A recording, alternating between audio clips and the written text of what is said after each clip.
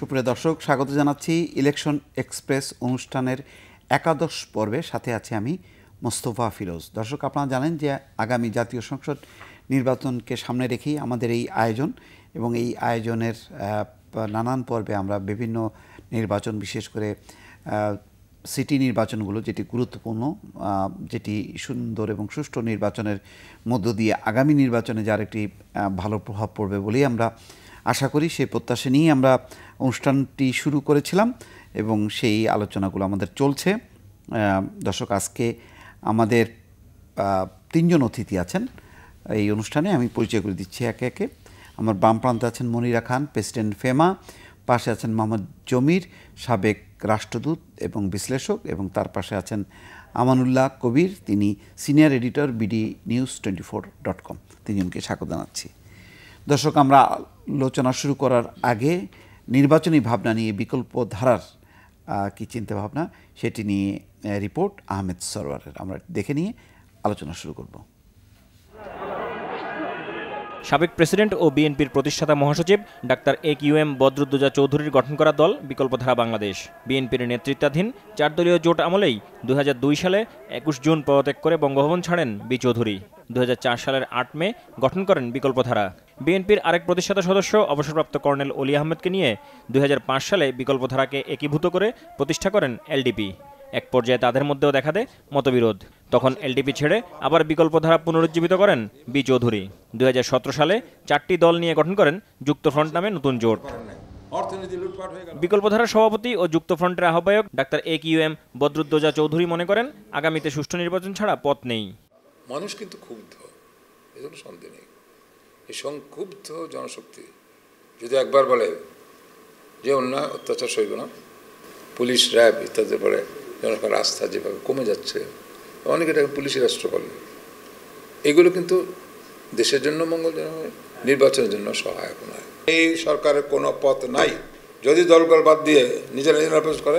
এইবার আর বারবার একই জিনিস হয় না। ওই 5ই জানুয়ারি নির্বাচন আবার করলে মুশকিল আছে, এত সোজা নয়।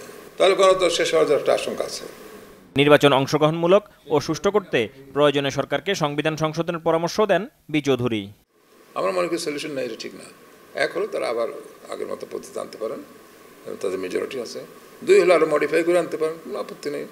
3 হলো 5ই নির্বাচনের আগে যখন শেখ হাসিনা প্রধানমন্ত্রী ছিলেন, বেগম খালেদা তখন বিরোধী দলের নেত্রী, তাকে দিন ফোন করেছিলেন এবং তাকে অফার দিলেন, আসেন আমরা নির্বাচনের জন্যে আমরা সরকার গঠন করি, যেখানে আপনি নিজে সমান সমান সংখ্যক মন্ত্রী নেন, আমরাও নিব সমান সমান। ওই কমিটমেন্টের ভিত্তিতে যে কোনো সময় পদক্ষেপ নিতে পারেন প্রধানমন্ত্রী ইচ্ছা করলে। উনি বলতেই পারেন, আমি প্রধানমন্ত্রী যা বলেছি আমি সেখান থেকে ফিরব না, আমি এখন আবার একই অফার দিলাম। সবকিছুর পরও সরকার যদি একতরফা নির্বাচন করতেই চায়, তবে 5 জানুয়ারির মতো খালি মাঠে ছেড়ে দেওয়া হবে না বলেও মনে করেন এই রাজনীতিবিদ। কবির ভাই, আপনাকে দিয়ে আলোচনা শুরু করি। যেই ভাবনা একেবারে আমরা ওই প্রান্ত থেকে যাচ্ছি, একে মরুর প্রান্ত থেকে আস্তে আস্তে এদিকে আসবো, সেটি হলো যে যেটা ডাক্তার চৌধুরী বলেছেন যে গতবারের মতন এবার হবে না, এবং উনি যদি সদিচ্ছা থাকে তাহলে গতবারের মতন অফারটা নিয়েও মুভ করতে পারে। কিন্তু আমরা জানি যে সরকার ইতিমধ্যে বলেছেন যে কোনো ছাড় দেওয়া হবে না এবং একেবারে সংবিধান অনুযায়ী হবে। আপনি কি মনে করছেন যে গতবারের পরিস্থিতি এবারের পরিস্থিতির মধ্যে যে পার্থক্যটা? না, আপনি এই যে 5ই জানুয়ারি নির্বাচনের কথা যেটা বলা হয়েছে, তখনকার যে পরিস্থিতি আর এখনকার পরিস্থিতি ভিন্ন। তখনকার যে পরিস্থিতি দাঁড়িয়েছিল তার একটা বড় কারণ ছিল যে বিএনপি নির্বাচন বর্জন করেছিল এবং প্রতিহত করার ঘোষণা দিয়েছিল। এটা একটা বড় বিএনপি যে 2টা বড় দলের মধ্যে একটা হলো বিএনপি, আরেকটা তো আওয়ামী লীগ আছেই। সুতরাং তখন এই পরিস্থিতিতে যেহেতু বিএনপি বর্জন করেছিল ইলেকশন, সেহেতু ইলেকশনটা একতরফা একটা ইলেকশন হয়েছে এবং এই একতরফা ইলেকশন নিয়ে কিন্তু বহু কথাবার্তা আছে, বিতর্ক আছে, অনেক কিছু আছে এবং গভর্নমেন্ট লেজিটিমেট কিনা এটা নিয়ে বহু বিতর্ক হয়েছে। তখন ইদানিং হয়তো হয় না এটা নিয়ে, যেহেতু সামনে আর একটা ইলেকশন আসছে, এটা নিয়ে আর কোনো বিতর্ক নেই। এখন যেটা হচ্ছে, তো আপনার একটা জিনিস দেখা, একটা মানে আমি যে জিনিসটা মনে করি, যে জিনিসটা আবার নতুন করে সৃষ্টি হয়েছে, সেটা হচ্ছে যে এখন আপনার রাজনীতিতে বিশেষ করে নির্বাচনে যে প্রচারণা, ক্যাম্পেইন, এখানে কিন্তু একটা ভারসাম্যহীনতা সৃষ্টি হয়েছে। ভারসাম্যহীনতা সৃষ্টি হয়েছে কীভাবে? আপনার প্রধানমন্ত্রী যিনি, তিনি ক্ষমতাসীন দলের মানে প্রধান এবং আবার প্রধানমন্ত্রী, তিনি তো ফ্রিলি ইলেকশন ক্যাম্পেইন করছেন, তার দলের নেতারা করছে, তার দলের কর্মীরা করছে, সবাই ফ্রিলি ইলেকশনের কথা বলছে এবং নৌকায় ভোট চাচ্ছে। পক্ষান্তরে আরেকটা বড় দল বিএনপি, তার যে চেয়ারপারসন তিনি কারাগারে। তাহলে এই যে পরিস্থিতিটা, যে একজন কারাগারে আরেকজন ফ্রিলি মানে ইলেকশন ক্যাম্পেইন করছেন, এই ক্যাম্পেইনের ফলে যে ইলেকশনের যে একটা জোয়ার ওঠার কথা ছিল, যেখানে নাকি এই দুইটা বড় দলের মানে ভোট নেই, কথাবার্তা হওয়ার কথা ছিল, এখন কিন্তু সেই জিনিসটা নেই। এখন একতরফাভাবে কিন্তু আওয়ামী লীগের ক্যাম্পেইনটাই চলছে, আওয়ামী লীগই কিন্তু ক্যাম্পেইনটা করতে পারছে এবং আওয়ামী লীগই সব কিছু করতে পারছে। এখন মানে সেখানে কি অবস্থা দাঁড়াবে? এখন একটা অবস্থা হয়ে গেছে, আমি বললাম যে এটা কিন্তু শুধু ওই ইলেকশন ক্যাম্পেইনেই ভারসাম্যহীনতার সৃষ্টি হয় নাই, আপনার রাজনীতিতেও এক ধরনের ভারসাম্যহীনতার সৃষ্টি হয়েছে। এবং এই ভারসাম্যহীনতা এফেক্ট করেছে আপনার একেবারে সরকারের উচ্চ পর্যায় থেকে শুরু করে নিম্ন পর্যায় পর্যন্ত এফেক্ট করেছে। এটা অর্থনীতিকে করেছে, সমাজকে করেছে, সংস্কৃতিকে করেছে, সব জায়গায় এর একটা ইম্প্যাক্ট সৃষ্টি হয়েছে। এখন এই যে একটা ভারসাম্যহীনতা অবস্থা, এই যে একটা একতরফা ব্যাপার, এখন যে ইলেকশনটা হবে সেটা কি হবে? তখন আমি যদি আজকে যদি মনে করেন বেগম খালেদা জিয়া জেল থেকে মুক্তি পেল না, যদি না পান, মুক্তি যদি না পান, তাহলে কী হবে? বেগম খালেদা জিয়াকে ছাড়াই ইলেকশন হবে। কারণ আমি যেটা মনে করি যে বিএনপি পক্ষে নির্বাচনে অংশগ্রহণ করা ছাড়া আর কোনো গত্যন্তর নেই। আপনি কি মনে করেন গতবারের চেয়ে এবার আরও কি ভারসাম্যহীনতা তৈরি হয়েছে? না, আমি যদি আপনি তুলনা করেন, আপনার কথাটাই আমি আসতেছিলাম যে এখন যেটা অবস্থাটা দাঁড়াবে, সেই অবস্থাটা দাঁড়াবে কি, এখন যে এই যে একটা ভারসাম্যহীন ক্যাম্পেইন, একটা ভারসাম্যহীন রাজনীতি, একটা ভারসাম্যহীন পরিস্থিতি, এই পরিস্থিতিতে যখন একটা নির্বাচন হবে, সেই নির্বাচনটা কি হবে? সেই নির্বাচনটা হবেও ভারসাম্যহীন একটা নির্বাচন হবে, অর্থাৎ একটা একতরফা নির্বাচন। আচ্ছা, কবির, এই জায়গায় আপনাকে থামাই।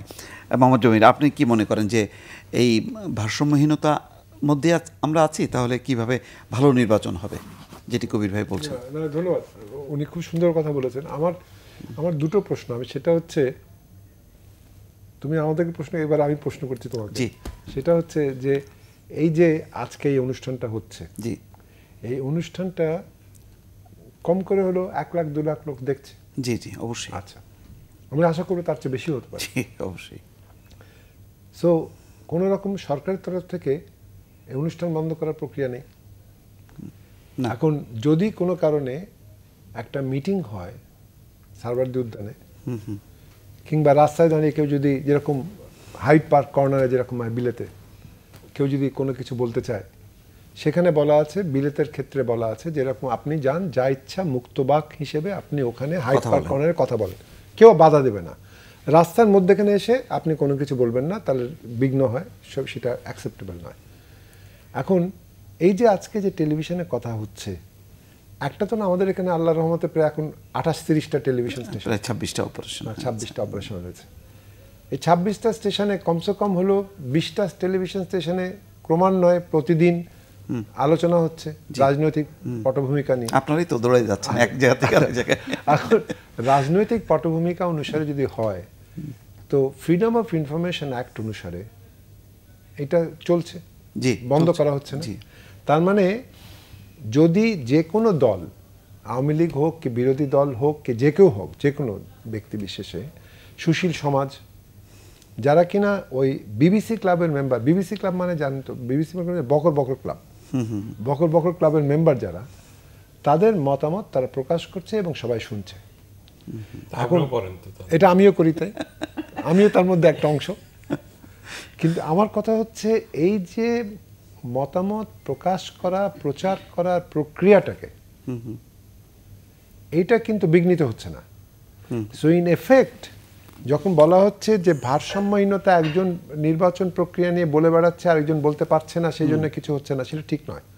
আমি এই কারণে বলছি আচ্ছা যে আমি কিছুদিন আগে বিদেশে গেছিলাম একটা মিটিংয়ে, সেই মিটিংয়ে ওখানে 17টা দেশের রিপ্রেজেন্টেটিভ ছিল, সবাই মিনিস্টার লেভেলে মিটিং হচ্ছিল।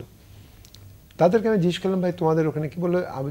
চায়নার ক্ষেত্রে পরিষ্কার পরিচ্ছন্ন ব্যাপার, সেটা হচ্ছে তারা ঠিক সিদ্ধান্ত নেয় যে কোনটা দেবে কোনটা দেবে না, কোনটা প্রচার করা যাবে কোনটা করা যাবে না। রাশিয়ার ক্ষেত্রেও তাই, মানে যেখানে কিনা বলা হচ্ছে যে এইটা এতদূর যাওয়া যাবে এতদূর যাওয়া যাবে না। আচ্ছা এখন আমাদের ক্ষেত্রে যেটা আমি বলবো, আমি ইচ্ছাকৃতভাবে বলছি, রাইট টু ইনফরমেশন অ্যাক্ট অনুসারে, তথ্য অধিকার আইন অনুসারে, যেটা আমি প্রধান তথ্য কমিশনার ছিলাম এবং সম্পৃক্ত ছিলাম, এবং ফ্রিডম ইনফরমেশন অ্যাক্ট যেটা আছে তার মধ্যে সোশ্যাল মিডিয়া আরেকটা আঙ্গিক দিক আছে। এবং আমরা দেখতে পাচ্ছি কিছুদিন যাবৎ in the context of the election in United states, সেখানে কি রোল প্লে করেছিল ফেসবুক, সেখানে জুকারবার্গকে নিয়ে বিরাট একটা প্রতিদ্বন্দ্বিতা হলো এবং সেখানে সে বেচারা দুবার গিয়ে সিনেটের সামনে তার জবাবদিহিতা করতে হলো, তাই তো? তারপর দিয়ে আসলো যে এরকম কী করে একটা গ্রুপ তারা 75 million addresses and information release করে দিয়েছিল কেমব্রিজ ফ্যাকাল্টি থেকে, সেইটা কিভাবে কি হলো। তৃতীয়ত হচ্ছে জুকারবার্গ নিজে বলল যে দেখো সোশ্যাল মিডিয়া ফেসবুক ব্যবহার করে এইটা আমরা লজ্জিত, কিন্তু রোহিঙ্গাদের ক্ষেত্রে এটা অপব্যবহার করা হয়েছে এবং শ্রীলঙ্কাতেও এটা অপব্যবহার করা হয়েছে, সে স্বীকার করলো সেটা। আমার কথা হচ্ছে সাধারণ নাগরিক হিসেবে আমি বলবো যে প্রত্যেকটা দলের তাদের যারা যা বলার বক্তব্য রাখার জন্য যারা আছেন, বিশেষ করে তাদেরকে টেলিভিশনের সামনে পর্দায় আমরা দেখতে পাচ্ছি যখন খবর বলছেন, খবরের সময় তারা বলছেন, মতামত প্রকাশ করছেন, তারপরে টকশোতে বলছেন, এবং তৃতীয়ত হচ্ছে লেখালেখি হচ্ছে। এবং লেখালেখির মাত্রাটা কিন্তু এখন আর প্রিন্ট মিডিয়া এটা আর it is not limited to that.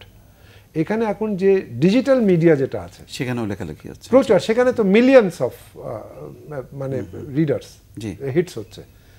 তো সেই কারণেই বলবো যে আমাদের প্রত্যেকটা রাজনৈতিক দলে নিজের উপর আস্থা রাখা উচিত এবং নিজেরা তাদের গণতান্ত্রিক প্রক্রিয়া অনুসারে, তাদের ফ্রিডম ইনফরমেশন অ্যাক্ট অনুসারে মিডিয়াকে ব্যবহার করে তাদের প্রচার করা উচিত তাদের দল কি চাচ্ছে কি চাচ্ছে না।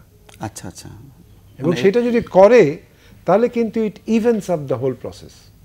আচ্ছা, ইনস্টেড অফ বিলিভিং যে না আমরা একটা বড় একটা অনুষ্ঠান করব, সেখানে 5 লাখ লোক আসবে, আমরা কথাবার্তা বলবো, আর বাবা 5 লাখের বেশি তো হচ্ছে তোমার টেলিভিশনের মাধ্যমে। আচ্ছা, মানে এটা সবার জন্য না? না সবার জন্য, বিএনপির জন্য, এভরিওয়ান। আচ্ছা, সবাই, everyone should utilise this media as a format. এবং আস্থা রাখা উচিত নিজের উপরে।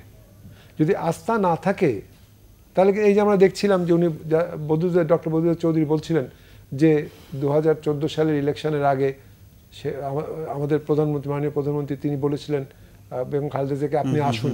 এবং এখনো মনে আছে আমি এটা, কারণ এই বাংলা ভিশনে ছিলাম, সেখানে ব্রিগেডিয়ার হান্নান সাহেব প্রয়াত উনি ছিলেন সেই সন্ধ্যেবেলা যেতে। আমি জানি তুমি ছিলে কিনা সেটা, আমাদের কে সঞ্চালনা করছিল, বন্যাও ছিল সেখানে, নুরুল কবিরও ছিল সেখানে, ফ্রন্ট লাইনে। এবং সেখানে আমি বলেছিলাম যে যদি ব্রিগেডিয়ার হান্নান সাহেবকে আমি জিজ্ঞেস করলাম, হান্নান ভাই আপনি বলুন যে আপনাদের তো উনি দেখেছেন, এবং যদিও 300টা যারা সিট আছে তার মধ্যে আপনাদের মাত্র 32টা না 33টা সিট ছিল বিএনপি, তার সত্ত্বেও উনি বলছেন যে আপনারা আসুন অর্ধেক মন্ত্রণালয় দিতে। তখন উনি বললেন যে আমাদের কি স্বরাষ্ট্র মন্ত্রণালয় দেবেন আপনি? স্বরাষ্ট্র মন্ত্রণালয় দিলে তো তাহলে আমরা একটা ওইটাই তো কন্ট্রোল করে। And she agreed, Sheikh Hasina did agree. আপার একটু মতামত চাই, যে আলোচনাটা আমরা হচ্ছিল যে ভারসাম্যহীন অবস্থাটা কি তৈরি হয়ে আছে রাজনীতিতে, যেটি একটা অনুকূল পরিবেশ না তার প্রধান প্রতিপক্ষের, অর্থাৎ সরকারের প্রধান প্রতিপক্ষ রাজনৈতিক দলের জন্য। হ্যাঁ, ধন্যবাদ। তো আমি যেটা মনে করি যে নির্বাচন নিয়ে কবির সাহেব 14 ইলেকশনের কথা বললেন, যে তখনকার অবস্থা আর এখনকার অবস্থা, ভারসাম্যহীনতা তখন কেমন ছিল আর এখন কোন পর্যায়ে এসে পৌঁছেছে। তা আমি যেটা বলি যে নির্বাচন নিয়ে যদি শুধু আমি কথা বলি, অন্য কোনো পলিটিক্যাল সুযোগের কথা আমি বলছি না, কারণ পলিটিশিয়ানরা শুধুমাত্র নির্বাচন করে তাই তো নয়, তাদের অন্যান্য কর্মসূচিও থাকে। সেই কর্মসূচিটা শুধুমাত্র নির্বাচনের সময় নয়, তাছাড়াও তাদের প্রত্যেকের রাজনৈতিক দলকে প্রতিষ্ঠিত করতে, মানুষের ভেতরে তাদের প্রতি সাপোর্টটা আনতে তাদের অনেক কিছুর দরকার হয়। যেমন জনসভার কথাই ধরি, মাঝে মাঝেই তারা ইস্যু নিয়ে জনসভা করতে পারে, রোহিঙ্গা ইস্যু নিয়ে করতে পারে, সুন্দরবন নিয়েও করতে পারে। যেখানে ভোটারদের যেখানে কোনো চাহিদা আছে, দেশের জন্য কোনো চাহিদা আছে, সেখানে যদি সরকার দলের যে কোনো একটা প্রজেক্টের যদি করতে চায়, প্রটেস্ট করতে চায়, তাহলে কিন্তু রাজনৈতিক দলগুলি কি করে, তাদের উপায় আছে। উনি যেমন বললেন যে টেলিভিশনেই শুধু, কিন্তু আমি মনে করব টেলিভিশনে কত লোক দেখে, সোশ্যাল মিডিয়া, হ্যাঁ মিডিয়া, কিন্তু আপনি কি তাতে মনে করেন যে বৃহৎ জনগোষ্ঠী এই মিডিয়া, প্রিন্ট মিডিয়া এবং ইলেকট্রনিক মিডিয়ার বাইরে থেকে যায়? তাদের কাছে পৌঁছাতে হলে কিন্তু অন্যভাবে পৌঁছাতে হয়। সবাই যে কাগজ পড়ে, সবাই যে টেলিভিশন দেখে, এটা আমি বিশ্বাস করি না। আজকে এই যে 6টা 6:30 program, how many people would watch it? হ্যাঁ, তার বাইরেও তো আমরা যে কথাগুলি বলছি, তার বাইরেও তাদের মনে অনেক কথা থাকে যেটা তাদের মনে এটা আসতে পারে। তা আমি যেটা মনে করি যে রাজনৈতিক দলগুলিকে যখন নির্বাচনটা এসে পড়ে, তখন একটা সমান সুযোগ দেওয়ার একটা প্রশ্ন আসে। এটা শুধুমাত্র একজন নেত্রী জেলে গেলেই যে আমি মনে করি না ভারসাম্যহীনতা গেল। পৃথিবীতে বহু দেশেই অপোজিশনের লিডারদের ইলেকশনের আগেই জেলে দেওয়া হয়েছে। দ্যাট ডাজ নট মিন যে পার্টি নষ্ট হয়ে যাবে, দ্যাট ডাজ নট মিন যে পার্টি তাদের কাজ করতে পারবে না। যেখানে পার্টির যদি সাপোর্ট থাকে, জনগণ যদি তাদের পক্ষে থাকে, তাদের যদি একটা সুযোগ থাকে যে আমার যেটা বক্তব্য সেটা আমি জনগণের কাছে পৌঁছে দিব। এই আপনার মিডিয়ার কথাই বলছি, সোশ্যাল মিডিয়ার কথাই বলছি, এগুলি তো নতুন ব্যাপার, এগুলি তো আগে ছিল না এত করে, এখন নতুন করে এসছে। সবাই তো এটাতে অভ্যস্ত নয়। এখন যে সমস্ত যে ধরনের, যেমন ধরেন জনসভা একটা করার যদি পারমিশন যদি কাউকে নাই দেওয়া হয় একদমই, তাহলে যদি এক পক্ষকে দেওয়া হয়, যদি কাউকে না দেওয়া হয় ইজ ওকে, কিন্তু যদি একজনকে দেওয়া হয় আমি মনে করি যে এটা সবার জন্য প্রযোজ্য। তবে অ্যাট দ্য সেম টাইম আমি এই কথাও বলবো যে একজন নেত্রী জেলে থাকলো, এখন যদি ইস্যু করে ফেলে যে উনি না বেরোলে আমরা ইলেকশন করব না, সেটা আমাদের জন্য আমি মনে করি যে এটা দুর্ভাগ্যের, জাতির জন্য দুর্ভাগ্যের ব্যাপার হবে। কারণ বিএনপি কিংবা অন্য যে কোনো দলের তাদের যে মতামত, তারা দেশের জন্য কি চায়, সে তাদের একটা বিরাট সেকশন অফ পিপল আছে যারা তাদের সাপোর্ট করতে চায়, তারা কিন্তু বঞ্চিত থেকে যাবে। তা আমি মনে করি যে মানে ভারসাম্যহীনতার কথাটা এখনই ভালো করে বলা ঠিক হবে না। দে শুড ট্রাই যে কি করে তারা তাদের জায়গায় তাদের অবস্থানটা নিশ্চিত করবে আর কি। জি, আসছি আপনাদের কাছে। দর্শক, আপনারা জানেন যে 2 সিটি নির্বাচন হচ্ছে, গাজীপুর এবং খুলনায়। সেখানে প্রতীক বরাদ্দ হয়েছে এবং সেই ব্যাপারে প্রার্থীদের একটু ছোট ছোট বক্তব্য আমরা দেখে আলোচনা শুরু করতে চাই। নৌকা হচ্ছে সাধারণ এবং সকল মানুষের ভাগ্য পরিবর্তনের প্রতীক। সেই হিসাবে আমি নৌকা নিয়ে নেমেছি। আগামী 15 তারিখে সবাই যেন নৌকায় ভোট দেয়, তাদের নৌকায় ভোট দিয়ে আমি তাদেরকে একটি ক্লিন এবং গ্রিন সিটি দিতে চাই, যে শহরের মধ্যে সবার জন্য একটি বাসযোগ্য শহর হবে, কোনো ধরনের অন্যায় অবিচার এখানে থাকবে না। সেই জন্য আমি নৌকার জন্য ভোট চাচ্ছি সবার কাছে। আল্লাহ যদি দয়া করে, স্বাধীনতার যুদ্ধে জীবন বাজি রেখে এই দেশের জন্য যুদ্ধ করেছিলাম, আবার যদি প্রয়োজন হয় জীবন দিয়ে হলো দেশ নেত্রীর অঙ্গীকার, জনগণের যে অঙ্গীকার আছে সেটা ইনশাআল্লাহ বাস্তবায়ন করে মানুষের অধিকার প্রতিষ্ঠার জন্য আমার জীবনকে আমি উৎসর্গ করব। কোন ব্যালট বাক্স এবং ব্যালট পেপার যেন কোনো সরকার দলের নেতার হাতে না যায় এবং তাদের হাতে না যায়, কারণ আমরা বিগত দিনের ভোট ডাকাতির চিত্র আমাদের মনে আছে। খুলনার মানুষ যদি খুলনার উন্নয়ন এবং খুলনার তিলোত্তমা নগরী, জলবদ্ধতা মুক্ত নগরী চায়, আমি কাজ শুরু করেছিলাম এবং এরা শেষ করার জন্য অবশ্যই ইনশাল্লাহ নৌকা এবং আমাকে ভোট দেওয়া আমার জনগণের কাছে আমার বিনীত অনুরোধ। কবির ভাই, কি মনে হচ্ছে, একটা জমজমাট একটা ইলেকশনের আভাস পাচ্ছেন কিনা? প্রার্থীদের বক্তব্য দেখে? ইলেকশনের কিন্তু এই যে আমি যে কথাগুলো বললাম এর আগে, ইলেকশনের আভাস তো পাচ্ছি, যদিও মানে একটা ভারসাম্যহীনতা সৃষ্টি হয়েছে, কিন্তু ইলেকশনের আভাসটা একটা জমজমাট ইলেকশনের আভাস কিন্তু, বা হাওয়া কিন্তু অলরেডি লেগে গেছে। হাওয়াটা লেগে গেছে এ সম্পর্কে, কিন্তু ওই হাওয়ার সঙ্গে কিন্তু নানা রকম শঙ্কা আশঙ্কাও আছে, এটাও কিন্তু অস্বীকার করার কোনো উপায় নেই। এখন যেটা ব্যাপারটা হচ্ছে কি, এখন এই যে দুইটা মানে সিটি কর্পোরেশন নির্বাচনের কথা শুনলাম, এই সিটি কর্পোরেশন নির্বাচনগুলো আমরা এই জন্য আলোচনা করছি যে এখানে স্টেক হোল্ডার্সদের অবস্থানটা কি।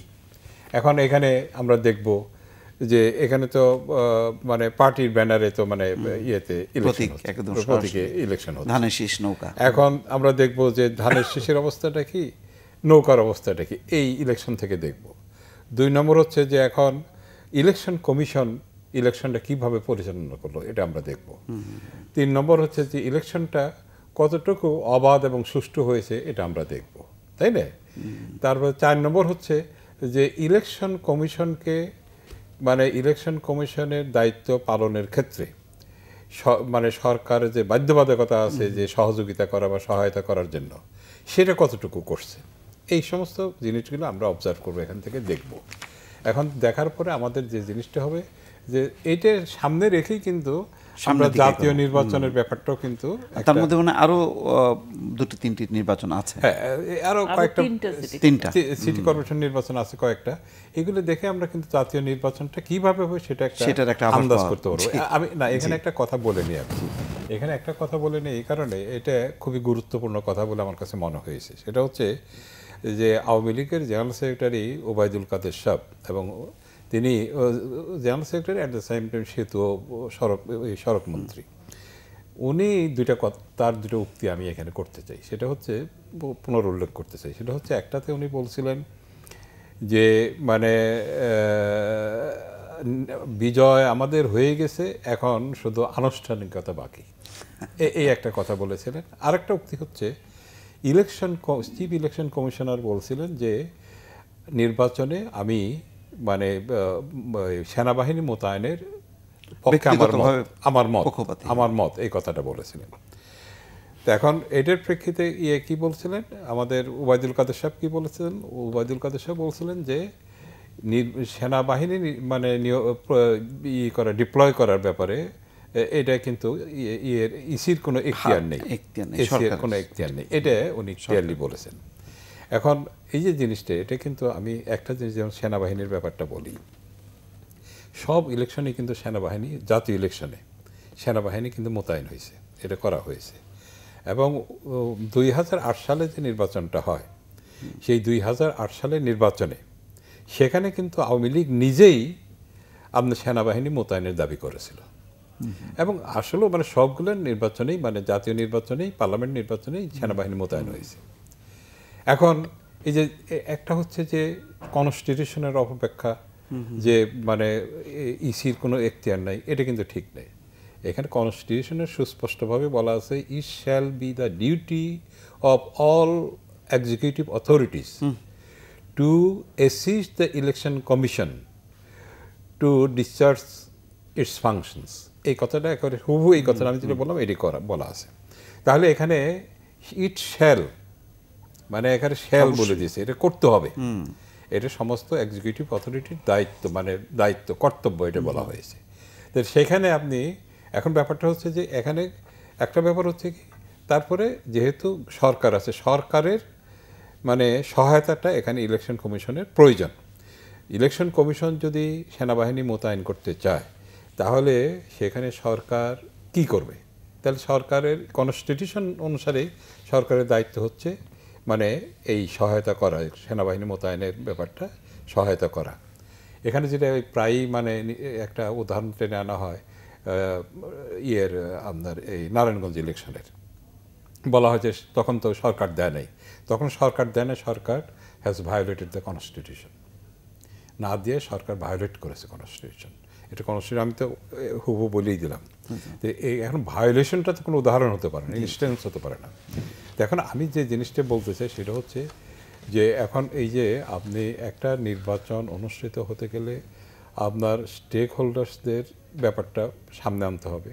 আপনার এখানে প্রথম দেখতে হবে যে একটা আমরা যে কথাটা বারবার বলে থাকি সেটা হলো যে একটা নির্বাচন কতটুকু অবাধ ও সুষ্ঠু হবে সেটা নির্ভর করে ইলেকশন কমিশন এবং সহায়তাকারী শক্তি সরকার তার উপর নির্ভর। আমি একটু প্রতিক্রিয়াটা একটু জেনে নিই মোহাম্মদ জমির, আপনি একটু যেই প্রার্থীদের আলাপ আলোচনাগুলো দেখলেন, বক্তব্যগুলো, এর প্রেক্ষিতে কি আশা করছেন? ওদের আলোচনা এবং ওনার বক্তব্যের উপরে একটা ক্লেশ আমাদের ভুললে চলবে না, এটা বৈশাখ মাস এবং কাল বৈশাখী ঝড় প্রায় হচ্ছে।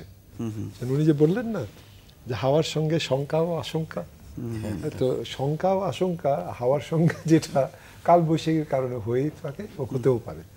তবে আমি মনে করি যে this will B a very good test, যে অবাধ ও সুষ্ঠু নির্বাচন সম্ভব কিনা এবং ইনক্লুসিভ নির্বাচন, যেটা অংশগ্রহণমূলক নির্বাচন যদি ঠিকমতো করতে হয় নির্বাচন কমিশনকে, সেখানে নির্বাচন কমিশনের আমি মনে করি উচিত হবে যদি তাদের কোনো আশঙ্কা থাকে কোনো ব্যাপারে যে না এইটার কারণে একটা তাদের অসুবিধা কিংবা বেসুবিধা সৃষ্টি হতে পারে, they should approach the government and সে এই কারণে প্রকাশ্যে তাদের বলা উচিত এবং এটা সরাসরি বলবে যে এইটা কারণ আমরা মনে করি এটা একটা ডিফিকাল্টি হতে পারে, আমাদের এইটার দরকার, আমাদের দেওয়া হোক। ওয়াই শুডন্ট দে বি, কেন পার্ডন মি, কেন আমার মনে আছে যে যখন গত বছরে তারা 40টা বিভিন্ন লোকের সাথে বিভিন্ন দলের সাথে আলোচনা করলো, সুশীল সমাজের সঙ্গে আলোচনা করলো, মিডিয়ার সঙ্গে আলোচনা করলো, please correct me if I M রং, তখন বলেছিলেন নভেম্বরের দিকে তারা জানাবে যে একটা কোন কোন জিনিসে তারা সবাই একমত হয়েছে, কোন কোন জিনিসে পার্থক্য আছে, কোন কোন জিনিসে সরকারের কাছ থেকে তাদের সাহায্য প্রয়োজন পড়তে পারে। If I am right, this is what the chief election commissioner said, যে নভেম্বরে আমরা একটা তৈরি করবো। তো এখন তো এপ্রিল এখনো বললো না।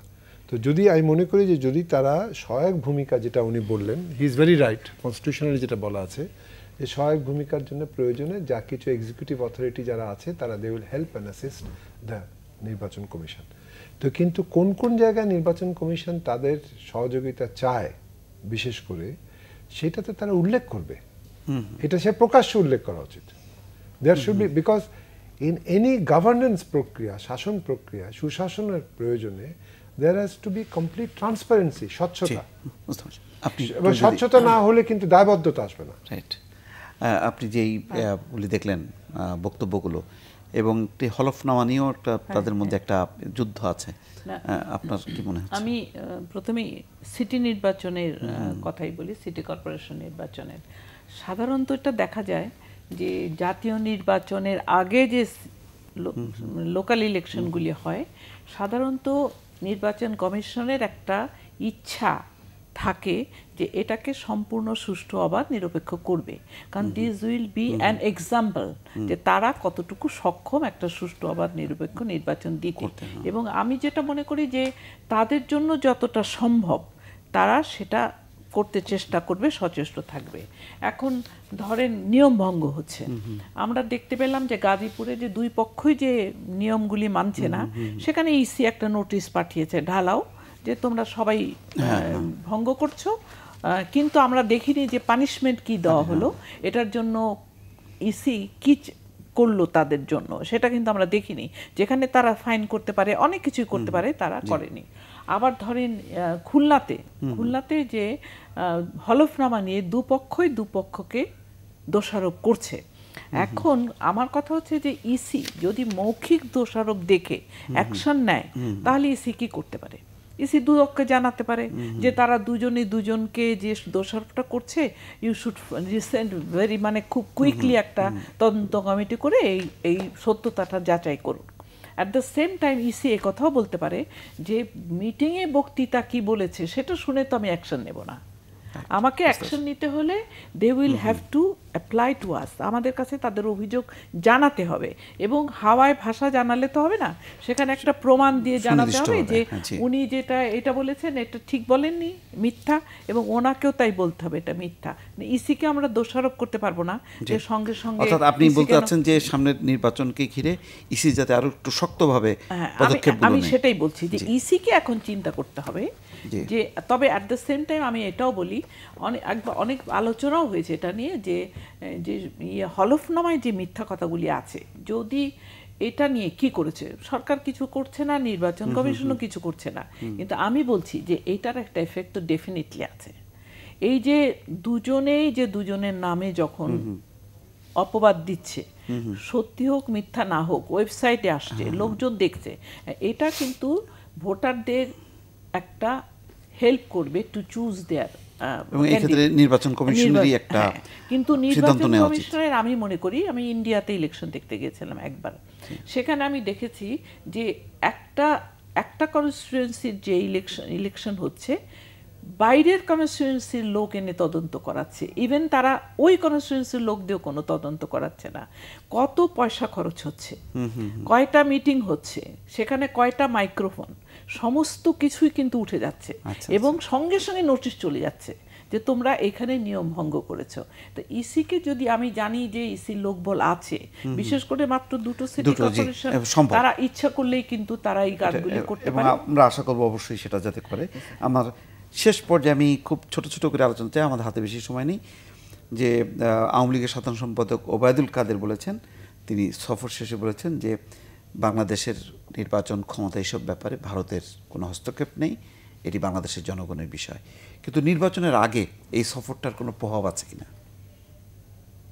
দ্বিপাক্ষিক সম্পর্কের ক্ষেত্রে ওদের ওখান থেকে পররাষ্ট্র সচিব এসে ঘুরে গেছে, ওদের কিছুদিন পরে ওদের আমাদের দল না এর আগে না, আমি বলি কিছুদিন আগে কংগ্রেস পার্টিও দাওয়াত দিয়েছিল, সেখানেও 3 জন ব্যক্তি গেছিল আমাদের ওখানে দেখা করতে, আলোচনা করতে ইত্যাদি। কারা? আমাদের এখান থেকে বাংলাদেশ থেকে গেল, দীপুমণি গেল, কমল ফারুক,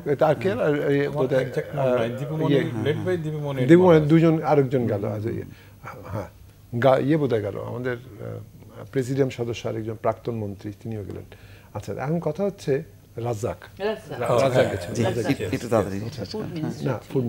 নাও এবারে গেছে, যে ওদের বিজেপির থেকে দাওয়াত করেছে তারা গেছে, এবং কিছুদিন আগে বিজেপির যে জেনারেল সেক্রেটারি সেও এসেছিল, বাংলাদেশ ঘুরে গেছে।